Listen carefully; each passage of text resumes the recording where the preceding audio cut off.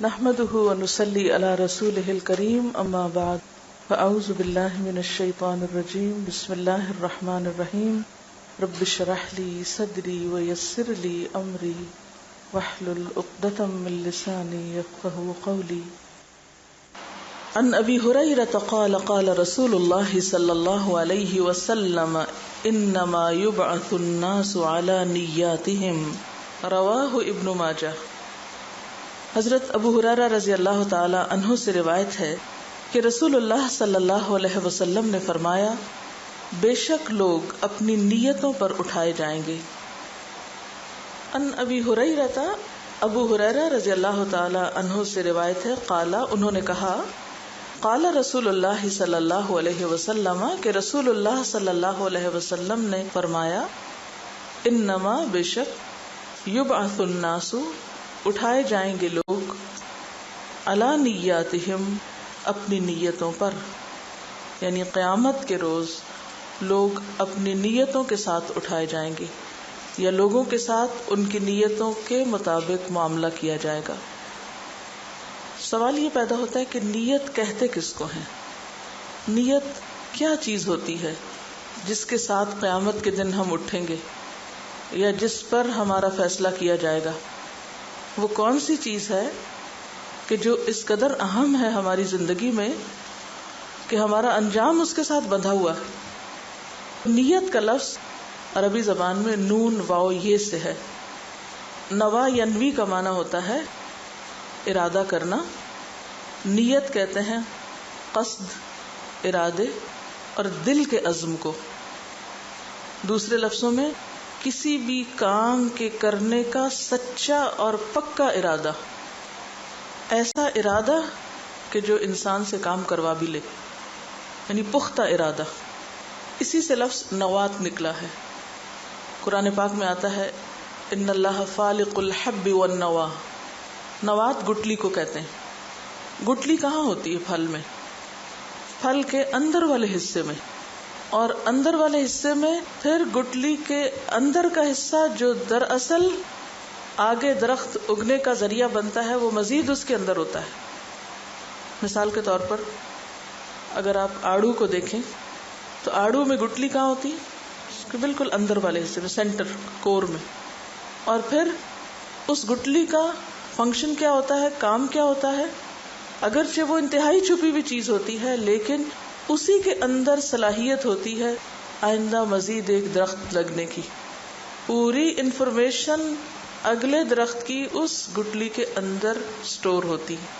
اگر دوسرے لفظوں میں آپ یہ کہیں کہ آڑو کے پورے درخت کی پلاننگ اور اس کے سارے کمپوننٹس اس گٹلی کے اندر ہوتے ہیں. اس کے اندر ایک مائکرو ٹری ہوتا ہے، یعنی پوری انفارمیشن سٹور ہے اس میں کہ اس بیج کے اندر سے کتنا بڑا درخت نکل سکتا ہے، کتنی اس کی شاخیں ہوں گی، کتنے پتے ہوں گے، کتنے پھول اس پہ لگیں گے، کتنے پھل بنیں گے، کیا اس کا سائز ہوگا، کیا ذائقہ ہوگا، کیا رنگ ہوگا، کیا خوشبو ہوگی. یہ سب کچھ، ساری انفارمیشن کہاں سٹور ہوتی ہے؟ اس مائکرو چپ میں، جس کو آپ بیج کہتے ہیں. تو اگر دوسرے لفظوں میں یہ کہا جائے کسی درخت کے اگنے کا یا آڑو کے درخت کے اگنے کا سارا انحصار اس کی گٹلی پر ہے، تو کیا یہ بات درست ہوگی؟ اس کے علاوہ کسی اور چیز پر تو نہیں. آپ اس گٹلی کے بغیر کسی اور چیز سے آڑو کا درخت نہیں لا سکتے. پورے کا پورا انحصار اس ایک گٹلی پر، جس کو آپ ربش سمجھ کے پھینک دیتے ہیں. لیکن آئندہ کے لیے سب کچھ اسی کے اندر سٹور ہوتا ہے. بالکل اسی طرح انسان کے اعمال کا انحصار اس کے اندر کے ارادے پر ہوتا ہے. جتنا وہ پختہ ہوتا ہے، جتنا وہ عمدہ ہوتا ہے، جتنا وہ اچھا ہوتا ہے، اتنا ہی عمل اچھا ہوتا ہے. اور اسی درجے میں پھر وہ عمل اسے دنیا میں بھی فائدہ دیتا ہے اور اس کے لیے صدقہ جاریہ بھی بنتا ہے. اگر اعمال کو ہم 2 حصوں میں تقسیم کریں تو ما قدموا و آثارہم میں ہمارے موجودہ اعمال جو اس دنیا میں ہم کر رہے ہیں، اور وہ جو مرنے کے بعد ہم کو فائدہ دینے والے ہیں آثار ہمارے، وہ سب کے سب دراصل اس گٹلی یعنی اس نیت پر منحصر ہیں کہ اس کا سائز کیا ہے، اس کی صحت کیسی ہے اور وہ کتنی محفوظ ہے. اگر اس گٹلی یا بیج کو کیڑا لگ جائے یا اس میں کوئی خرابی پیدا ہو جائے تو پھر کیا ہوتا ہے؟ یا تو پودا اگتا ہی نہیں، یا پھر اگ جائے تو پھل نہیں لاتا، اور اگر وہ کمزور ہے تو کم پھل لائے گا۔ مثلاً آپ گندم اگانا چاہتے ہیں، آپ بازار میں جائیں گندم کا بیج لینے کے لیے تو پوچھیں کہ کون سا چاہیے، کئی قسمیں ملیں گی آپ کو ایک ہی چیز میں۔ اب ڈپینڈ کرتا ہے کہ آپ بیج کون سا خریدتے ہیں، جیسا بیج خریدیں گے، جیسا بیج لائیں گے ویسا ہی فصل لگے گا۔ تو بالکل اسی طرح جو آپ کی نیت ہوگی اور جیسی ہوگی، جس قدر مخلص، خالص، صاف، اچھی ہوگی، جتنی پکی ہوگی، ویسا ہی آپ کا عمل نکلے گا، ویسا ہی عمل برآمد ہوگا، اتنے ہی اس کے اثرات ہوں گے دنیا میں بھی اور مرنے کے بعد بھی۔ It all depends on نیت۔ اور نیت از ناٹ اونلی کہ سوچ ہے ہماری، نیت کہتے ہیں پکے ارادے کو۔ آپ اندر سے کیا چاہتے ہیں؟ صرف وش نہیں ہے نیت کہ ہماری خواہش ہے، یہ تمنا نہیں ہے نیت، صرف آرزو اور خواہشات نہیں ہے نیت، نیت ہے سچا اور پکا ارادہ جو آپ کے دل میں جڑ پکڑ چکا ہے، جو آپ کے دل میں جم گیا ہے۔ آپ کسی گٹلی کو جب زمین میں بوتے ہیں تو پھر وہ گٹلی گٹلی نہیں رہتی، جب اپنی جڑیں چھوڑنے لگتی ہے تو اس کی حیثیت کیا ہو جاتی؟ وہ اپنا ایک مقام بنا لیتی ہے۔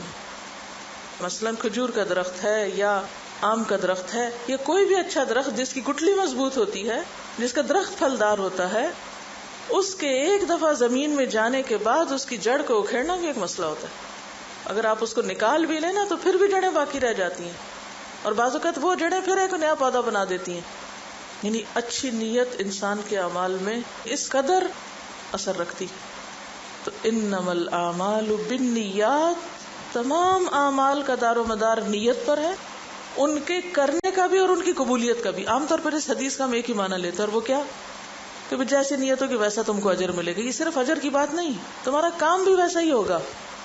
جس دل سے تم کام کرو گے، جس ارادے سے کرو گے، جس شوق سے پھر کرو گے، جس پختگی کے ساتھ کرو گے، جس استقامت کے ساتھ کرو گے، اس کی کوالٹی بھی ویسی ہوگی، اور پھر جیسی کوالٹی ہوگی جزا بھی ویسی ہی ہوگی۔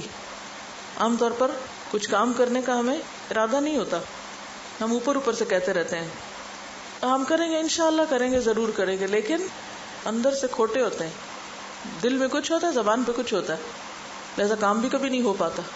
یہ ہو نہیں سکتا کہ جس چیز کے لیے ہم سچی نیت کر لیں اور سچا پکا ارادہ کر لیں پھر وہ کام نہ ہو۔ وہ کام ہو جاتا ہے، وہ کتنا بھی مشکل ہو، وہ کتنا بھی ناممکنات میں سے ہو، وہ کتنا بھی بڑا ہو، وہ ہو جاتا ہے۔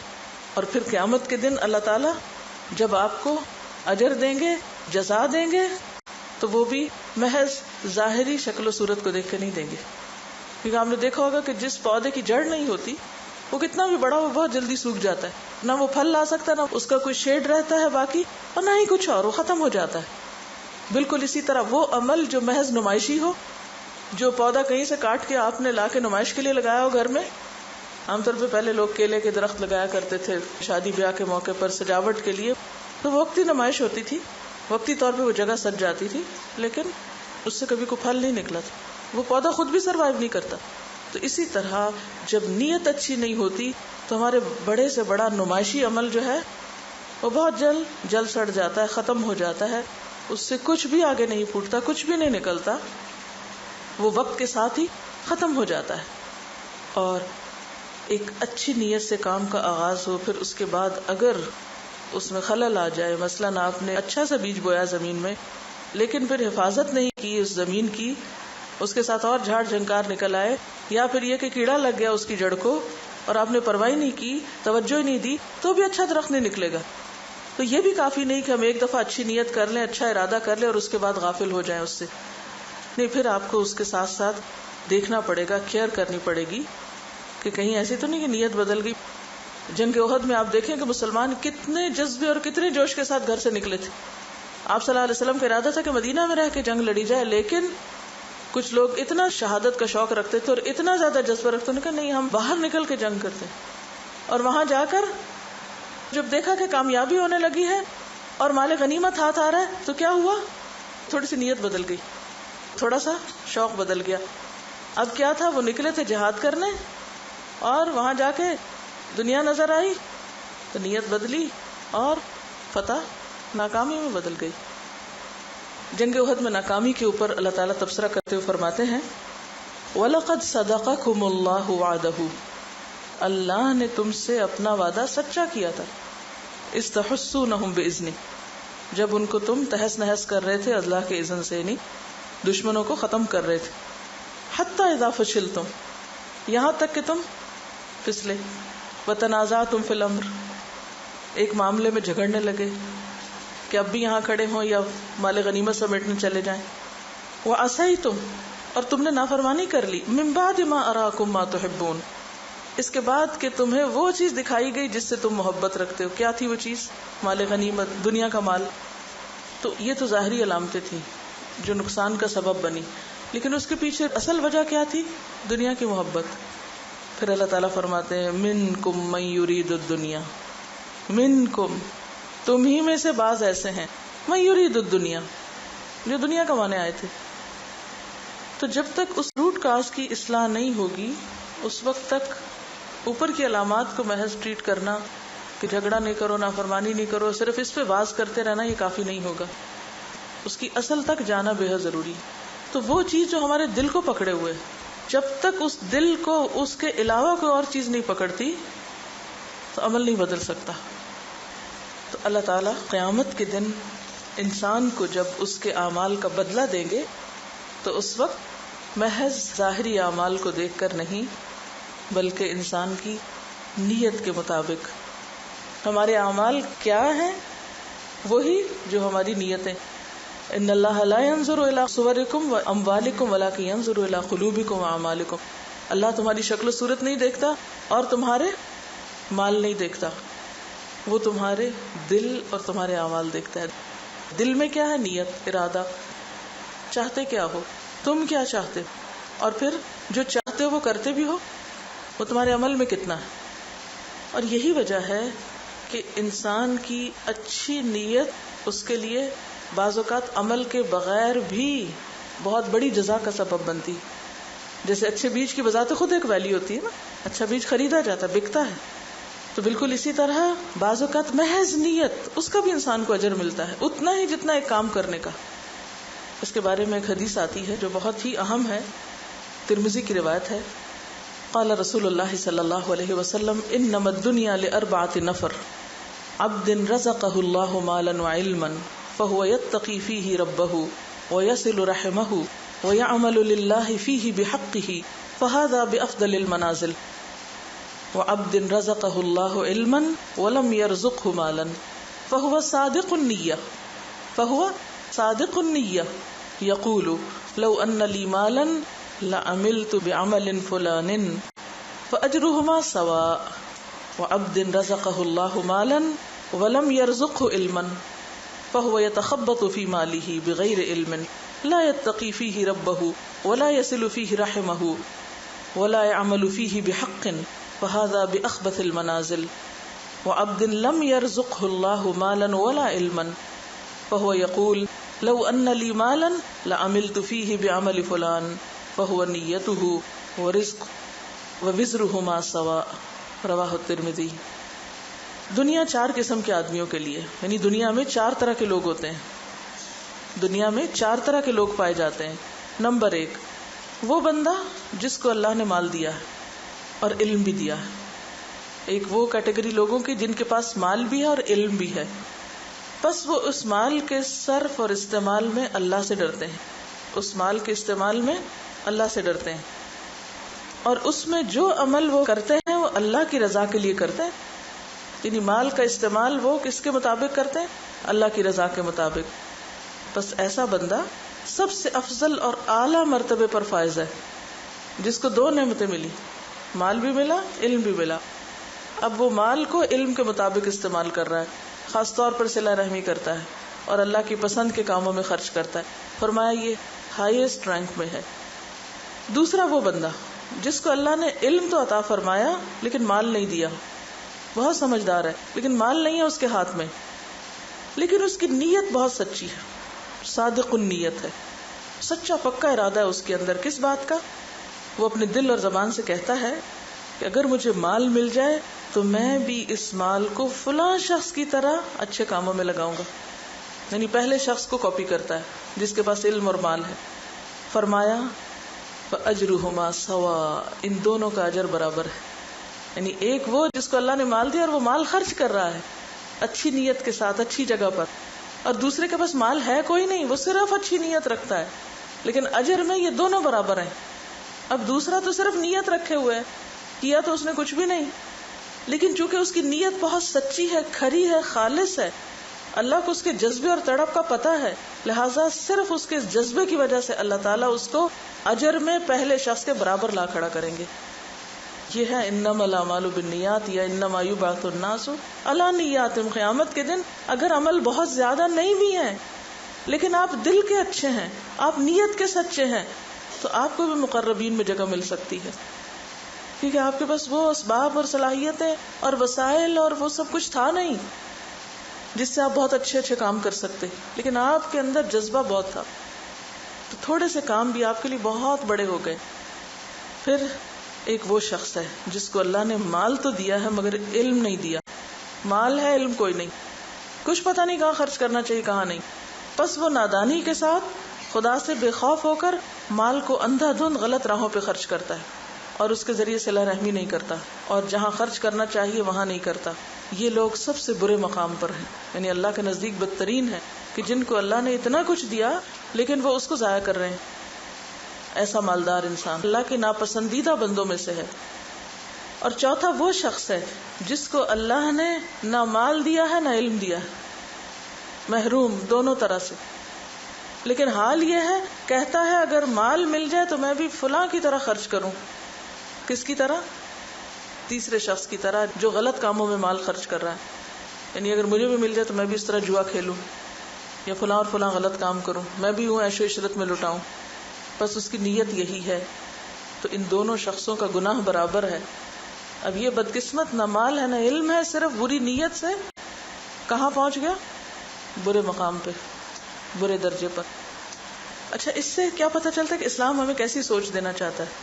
یہ سب کچھ ہمیں کس طرف لے جاتا ہے؟ پازیٹیو تھنکنگ کی طرف، ایک مثبت سوچ. اور چوتھے شخص کی سزا نیگیٹو تھنکنگ کی وجہ سے. آپ کچھ کر سکتے ہو، نہیں کر سکتے ہو، مگر ارادے تو اچھے رکھو، سوچو تو صحیح. سوچنے پر کیا قیمت آتی ہے آپ کی؟ کیا مشکل؟ جیسے پیچھے میں نے ذکر کیا نا کہ اچھی نیت رکھنے سے انسان اس پورے اجر کو پا لیتا ہے جو کسی کام کرنے والے کو ملتا ہے. اس میں ایک اور حدیث بھی ہے، حضرت انس کی روایت ہے کہ ہم نبی صلی اللہ علیہ وسلم کے ساتھ غزوہ تبوک سے واپس لوٹے تو آپ نے فرمایا کہ ہمارے پیچھے کچھ لوگ مدینہ میں رہے، ہم جس گھاٹی یا وادی میں چلے وہ اجر و ثواب میں ہمارے ساتھ تھے کیونکہ عذر نے ان کو روکا ہوا تھا. یعنی وہ جنگ میں شریک نہیں تھے لیکن پورا ثواب ان کو ملا آنے کا، ان لوگوں کے برابر اجر ملا جو جنگ میں شریک تھے. وہ پیچھے کیوں رہ گئے؟ کیونکہ ان کی ایک مجبوری تھی. تو اگر کسی حقیقی مجبوری کی وجہ سے آپ ایک کام نہیں کر پا رہے لیکن آپ کا ارادہ اور نیت اور تڑپ وہی ہے تو آپ اجر میں پیچھے نہیں ہیں. ایک ہے حقیقی عذر ہونا اور ایک ہے یعتذرون الیکم اذا رجعتم الیہم، منافقین والے بہانے. تو یہ ہم میں سے ہر شخص خود سوچ سکتا ہے، کیونکہ مدینہ میں پیچھے کون رہا تھا جنگ تبوک کے؟ دو گروہ رہے تھے، ایک سچے مخلص مومن رہے تھے اور دوسرے منافقین رہے تھے. ایک کے اوپر تو شدید وعید آئی اور ایک کو پورے اجر دے دیا گیا. فرق کس چیز کا تھا؟ منافقین کی پکڑ کیوں ہوئی؟ اور دوسری طرف انہی لوگوں کے ساتھ اسی شہر میں کچھ اور لوگ ہیں کہ جن کے آنسو بہتے تھے کہ ہم بھی یہ کام کر سکتے، ہم بھی جا سکتے. عذر نے ان کو روکا ہوا تھا. ان کو پورا پورا اجر گھر بیٹھ کے دے دیا گیا. بظاہر شکل کے اعتبار سے دونوں ایک ہی طرح کا کام کر رہے ہیں نا، بظاہر عمل تو ایک جیسا ہے، منافقین کا عمل بھی وہی ہے جو مخلص مسلمانوں کا ہے، لیکن دل کی کیفیت دونوں کی فرق ہے. تو پھر ہمیں بھی جائزہ کس چیز کا لینا ہے کہ ہمارے اندر کی کیفیت کیا ہے، اس کی فکر کرنی چاہیے. وہاں تو نہیں زنگ لگ رہا، وہ تو نہیں سخت ہو رہا، وہاں تو بے حسی نہیں. تو بے حد ضروری ہے کہ ہم اپنے دل کا احتساب کرتے رہیں، اپنے خیالات، اپنے جذبات، اپنے احساسات، اپنے شوق، اپنے ارادے، ان کا مسلسل جائزہ لیتے رہیں کہ ہم کیا چاہتے ہیں، ہمارا دل کیا چاہتا ہے، ہماری اپنی مرضی کیا ہے. حالات تو اللہ کے ہاتھ میں نا، ہر ایک کو ہر چیز تو نہیں مل سکتی، یہ دنیا کا نظام ہی ایسا ہے. کہ ہر ایک کی مرضی کے مطابق یہ دنیا نہیں بن سکتی. اب ہمیں دیکھنا یہ ہے کہ اگر اعمال کا دار و مدار نیت پر ہے یا نیت زیادہ امپورٹنٹ چیز ہے تو پھر نیت کا اچھا ہونا کیا معنی رکھتا ہے؟ کس کو اچھی نیت کہیں گے, کس کو خراب نیت کہیں گے, یا نیت پھر کیا چیز ہے؟ تو بات یہ ہے کہ نیت اس خیال کا نام ہے جو ہمارے دل میں اتر جاتا ہے اور پھر اندر جا کے جڑ پکڑ لیتا ہے اور ایک گرہ لگا لیتا ہے. پھر وہ چیز ہمارے شوق بن جاتی ہے, پھر وہ چیز ہمارا خیال بن جاتی ہے, پھر ہماری گفتگو کا حصہ بن جاتی اور پھر کسی وقت عمل میں بھی ڈھل جاتی. اور اگر عمل تک پہنچنے کا وقت نہ بھی آئے تو ایٹ لیسٹ وہ ہمارے خوابوں کا حصہ, وہ ہماری گفتگو کا حصہ ضرور رہتی. یعنی مجھے لگتا ہے کہ نیت ایک طرح سے دل میں اترا ہوا وہ الہام اور وہ خیال اور وہ سوچ ہوتی ہے کہ جو ہمارے دل کو جا کے پکڑ لیتی ہے. یعنی اصل میں نیت ہے کیا؟ دل کی کیفیت کا نام ہے نا. اس نے جا کے پکڑ لیا اندر سے. اب جو چیز دل کو پکڑ لے اس کا پھر حال کیا ہوتا ہے؟ پھر کیا ہوتا ہے اس کے ساتھ؟ جو چیز آپ کے دل کو لگ جائے پھر آپ لازماً اس چیز کے حصول کے لیے خاتمہ مارنے لگتے ہیں. اسی طرح اچھی نیت سے مراد نمبر 1 اچھے کاموں کا پختہ ارادہ, پکا ارادہ, سچا ارادہ. یعنی اچھی نیت کی پہچان صادق النیت ہونا, نیت میں سچا ہونا. کیونکہ بعض اوقات وہ ہمارے دل میں ہوتا نہیں جو ہم زبان سے کہہ رہے ہوتے ہیں. ہم غلط کام کر کے کہتے نہیں ہماری نیت بہت اچھی تھی, ایک اور جھوٹ بولتے ہیں. کیونکہ اگر نیت اچھی ہوتی تو کام کیسے اچھا نہ ہوتا؟ یعنی یہ کیسے ہو سکتا ہے کہ بیج اچھا اور درخت اچھا نہ نکلے؟ یہ ہو سکتا؟ محال ہے. تو اچھی نیت سے مراد نمبر 1 سچی نیت ہے, نمبر 2 اللہ کے لیے کام کرنے کی نیت ہے. کسی بھی تعریف سے, شہرت سے بے نیاز ہو کر لوگوں کی خوشنودی کے لیے نہیں, کوئی بھی اچھا کام اللہ کی رضا کے لیے کرنا, اس کا صلہ اور جزا اللہ سے چاہنا. جیسا کہ قرآن پاک میں تقاضا کیا گیا آپ سے, وَمَا أُمِرُوا إِلَّا لِيَعْبُدُوا اللَّهَ مُخْلِصِينَ لَهُ الدِّينَ, اور انہیں حکم نہیں دیا گیا تھا مگر اس بات کا کہ وہ اللہ کی عبادت کریں. کس طرح؟ اپنے دین کو اسی کے لیے خالص کرتے ہوئے. تو گویا تمام عبادات جس میں نماز, روزہ, حج, زکوٰۃ, عمرہ, قربانی, صدقہ, خیرات سب کچھ آتا ہے, ان سب کے پیچھے کچھ بھی جب ہم کرنے لگے, نماز کے 2 نفل کے لیے بھی کھڑے ہوں تو اس میں ریاکاری, دکھاوا نہ ہو, اللہ ہی کی خوشنودی مد نظر ہو, چاہے فرض کی ادائیگی ہو چاہے نفل کی ادائیگی ہو. اسی طرح چاہے روزہ رکھنے کی بات ہو یا حج عمرے کی بات ہو یا کچھ بھی ہو, اس میں کہیں دل کے کسی بھی گوشے میں یہ چیز چھپی نہ ہو کہ اس سے لوگوں پر میری نیکی کا ایک روب جمے, یا میں لوگوں کی نظر میں اچھی بن جاؤں, یا یہ کہ میری نیکی کا ایسا روب پڑے کہ اس کے نتیجے میں میرا کاروبار بہت اچھا ہو جائے, کہ لوگ ہیں کہ حاجی صاحب ہیں اس لیے اگر بزنس ڈیل کرنی ہے تو انہی سے کی جائے. نہیں, حج اللہ کی رضا کے لیے. پھر اسی طرح صدقہ خیرات ہو تو احسان جتانا نہ ہو, کسی کو دے کر اذیت دینا نہ ہو. لا تبطلوا صدقاتکم بالمن والاذى کالذی ينفق مالہ رئاء الناس ولا یؤمن باللہ والیوم الآخر, کہ اے لوگوں جو ایمان لائے ہو اپنے صدقات کو ضائع مت کرو اس شخص کی طرح جو محض دکھاوے کے لیے مال خرچ کرتا ہے. یعنی احسان جتا کے اذیت دے کے خرچ نہ کرو اس شخص کی طرح جو دکھاوے کے لیے مال خرچ کرتا ہے اور اللہ اور یوم آخرت پر بالکل ایمان نہیں رکھتا. تو اس کا عمل کیا ہے؟ بس ظاہری وقتی عمل ہے, اس میں کوئی پائیداری نہیں, وہ پتھر پہ پڑی ہوئی مٹی کی طرح ہے.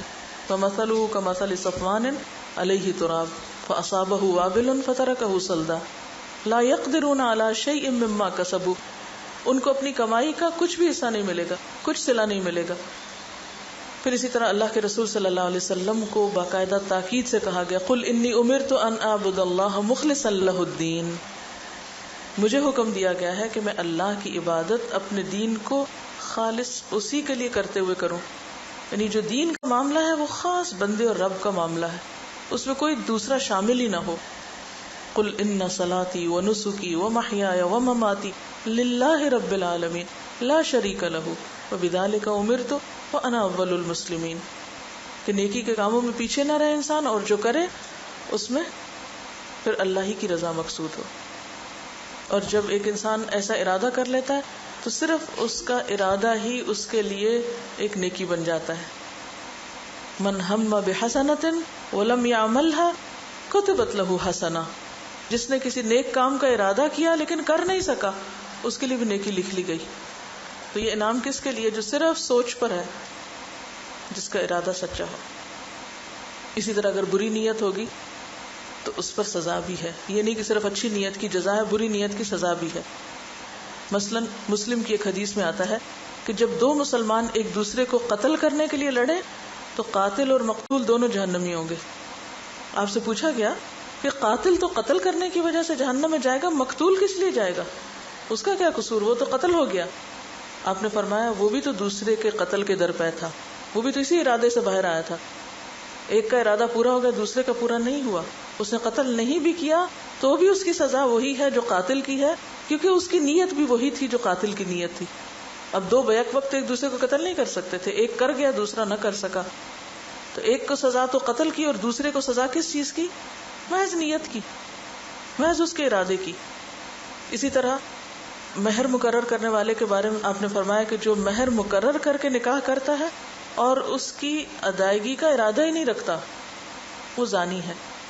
یعنی اس نے مہر مقرر کر لیا بہت بڑا، لیکن نیت میں کیا تھا؟ دینا دلانا کس نے؟ یہ تو صرف دکھاوے کے لیے، نمائش کے لیے ہے، یہ لوگوں پہ ایک روب جمانے کے لیے کہ ہم اتنا دے سکتے ہیں، لیکن ارادہ اور نیت نہیں تھی. تو آپ نے فرمایا کہ وہ زانی ہے. اور اسی طرح جو قرض لیتا ہے اور ادا نہیں کرنا چاہتا وہ چور ہے. تو مسند احمد کی روایت ہے. یعنی کسی سے قرضہ لے لیا، کیا کہہ کے اتنے دن میں واپس کر دوں گا، لیکن یہ صرف اس کی زبان کی بات ہے، اس کے دل میں یہ بات کوئی نہیں ہے، اس کا ارادہ ہی نہیں ہے واپس کرنے کا. اور آج کل تو آپ دیکھیں کہ کتنے لوگ ہیں جو قرض لے کے واپس کرنے کی کبھی سوچیں. وہ ادا کیوں نہیں کر پاتے؟ ایسا نہیں کہ صرف مجبوری کی وجہ سے، وہ اس لیے ادا نہیں کر پاتے کہ ان کی نیت ہی نہیں ہوتی ادا کرنے کی. کیونکہ جن کی نیت ہوتی ہے وہ کسی نہ کسی طرح اس کو پورا کر لیتے ہیں. لیکن ایک بات یہاں یاد رکھیے کہ اچھی نیت سے برا کام نیکی نہیں بنتا. ٹھیک ہے؟ مثلاً آپ جھوٹ بولیں اس نیت سے کہ میں کسی کو ہنسا دوں، میں کسی کا دل خوش کرنا چاہتی ہوں اس لیے جھوٹ بول رہی ہوں. میرا ارادہ اور میری نیت کیا بڑی اچھی نیت ہے میری، میں دوسروں کا دل خوش کرتی ہوں اس لیے جھوٹ بولتی ہوں. تو اس سے آپ کا برا عمل نیکی نہیں بنے گا. اسی طرح اگر کوئی یہ کہے کہ میرے دل میں حیا ہے لیکن مجھے پردے کی ضرورت نہیں ہے، تو صرف دل میں حیا رکھنے سے پردے کا حکم پورا نہیں ہوگا. ٹھیک ہے؟ تو اچھی نیت کے ساتھ اچھا کام بھی ضروری ہے، اور برے کام کے لیے اچھی نیت اس کو اچھا کام نہیں بناتی. ٹھیک ہے؟ جیسے وہ رابن ہوڈ کی کہانی پڑھی ہوگی، وہ اس لیے چوری کرتا تھا کہ غریبوں کی مدد کرے. ہمارے دین میں اس کی کوئی گنجائش نہیں ہے کہ ہم چوری کر کے کسی کی مدد کریں یا غلط کام کر کے پیسے کما کے فنڈ ریزنگ کر کے مسجد تعمیر کریں یا کوئی اسلامک سینٹر بنائیں. اس کی کوئی گنجائش نہیں ہے. تو خلاصہ کیا ہوا کہ اسلام میں ظاہریت سے بڑھ کر انسان کے اندر کی اہمیت ہے. اللہ تعالیٰ انسان کی شکل و صورت، یہ صرف اس کے ظاہر کو نہیں دیکھتا، وہ اس کے دل کو دیکھتا ہے، اس کے ارادوں کو دیکھتا ہے، اس کی تڑپ کو دیکھتا ہے، اس کے جذبوں کو دیکھتا ہے. اور باقی انسان کی مجبوریاں، وہ تو جانتا ہے کہ کون کس مجبوری میں ہے. تو اس سے بڑھ کر ہمارے حالات سے کون واقف ہے. اس لیے قیامت کے دن جب انسانوں کو جزا سزا ملے گی تو وہ ان کی نیتوں کے مطابق ہوگی. اس وقت میں نے 2 حدیثیں آپ کے سامنے پڑھی تھی. ایک یہ ہے کہ قیامت کے دن انسان نیتوں پر اٹھائے جائیں گے، اور دوسری یہ تھی کہ انما الاعمال بالنیات. ایک دنیا کا پہلو ہے اور ایک آخرت کا پہلو ہے. دنیا میں ہم کیا کرتے ہیں، ہماری ایکٹیویٹیز، ہماری مصروفیات کیا ہیں، جس چیز کا ہمیں شوق ہوتا ہے، جس چیز کی ہمارے نزدیک اہمیت ہوتی ہے، جو ہم چاہتے ہیں. تو یہاں بھی ہمارے اعمال بتا رہے ہیں کہ ہماری اصل نیت کیا ہے دنیا میں رہنے کی. اور آخرت کے اعتبار سے بھی وہی سامنے آئے گا جو ہمارے دلوں میں ہوگا. وَحُصِّلَ مَا فِي الصُّدُورِ. تو بنیادی طور پہ تو پھر ایک ہی چیز ہے نا، نیت، جو یہاں کے اعمال کو بھی متاثر کر رہی ہے اور وہاں کے انجام کو بھی متاثر کر رہی ہے. جتنا اللہ سے تعلق مضبوط ہوگا، وَالَّذِينَ آمَنُوا أَشَدُّ حُبًّا لِلَّهِ، جتنی اللہ کی محبت شدید تر ہمارے دل میں ہوگی اتنی زیادہ پھر نیت کی اصلاح ویسے ہی ہوتی چلی جائے گی. سبحانک اللہم وبحمدک، نشہد ان لا الہ الا انت، نستغفرک ونتوب الیک.